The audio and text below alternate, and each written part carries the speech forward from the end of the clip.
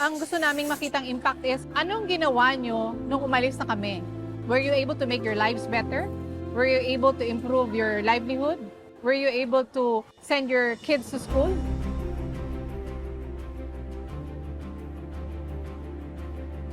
Before, there were a loose group of nanays coming from different areas in Metro Manila. But when we did this program, they were able to find out that pare-pareho sila ng ginagawa. And then they said, why don't we just do this all together and then have a standard product that we can call our own. So we call them the baking nanays. They've managed to grow themselves.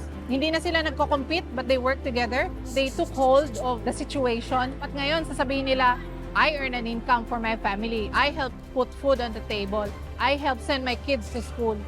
The Hapag movement links you to the proper people, and it links you to the beneficiaries that need your help most. We hope to be able to see families that are happy, able to feed their children, able to send their children to school through the Hapag movement.